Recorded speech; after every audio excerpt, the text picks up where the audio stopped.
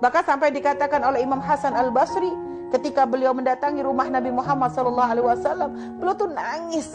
Lihat rumah Nabi itu nangis. Sampai itu beliau berkata, demi Allah, seandainya tuh umat melihat rumah ini, maka untuk belajar menjadi qanaah gak perlu pakai kitab, cukup melihat rumah Nabi maka akan menjadi orang yang qanaah.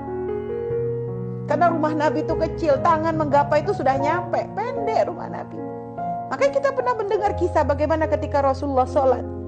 Ketika Rasulullah sholat, saat itu Sayyidah Aisyah sedang terbaring. Maka Rasulullah itu kalau pengen sujud, kakinya Sayyidah Aisyah didorong terlebih dahulu, menunjukkan tempat yang sangat sempit, tapi tidak menjadi penghalang Nabi untuk terus beribadah. Sekarang kita punya rumah gede pun kadang kita masih males sholat. Kalau ada yang ngerasa, saya punya kasur gak enak, kalau tidur gak enak, kasurnya keras, Masya Allah. Nabi kita boro-boro, gak ada yang dulu zaman Nabi ada kasur Palembang tuh, gak ada. Kalau zaman Nabi sampai Nabi tidurnya di atas pelepah korma, sampai berbekas kepada punggung beliau. Ayo, apalagi yang mau kita bandingkan? Hidup kita yang gak enak, ayo bandingkan dengan hidupnya Nabi Muhammad SAW. Semua pahit-pahitnya kita tuh diambil oleh Rasulullah. Supaya apa? Agar ketika umat diuji, ada yang diuji seperti itu, punya kekuatan hati. Nabiku pun seperti itu.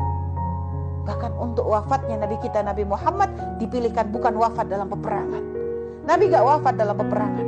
Nabi diwafatkan oleh Allah karena sakit. Kenapa? Karena nanti akan memang Allah sudah tahu bahwa nanti banyak umat itu, rata-rata orang paling banyak tuh meninggal karena sakit. Sehingga supaya apa? Menjadi kekuatan. Bahwa ketika sakit, ingat Nabi pernah merasakan sakit yang sangat berat. Bukan karena Nabi gak dicinta oleh Allah. Mudah bagi Allah mengangkat sakitnya Nabi. Tapi di situ lihat, diajarkan bagaimana sakitnya Rasulullah SAW. Dalam keadaan sakit beliau masih selalu ingat Allah. Dalam keadaan sakit beliau selalu bersabar. Dalam keadaan sakit beliau tidak pernah mengeluh. Ini adalah pendidikan untuk kita sebagai umat Nabi Muhammad SAW.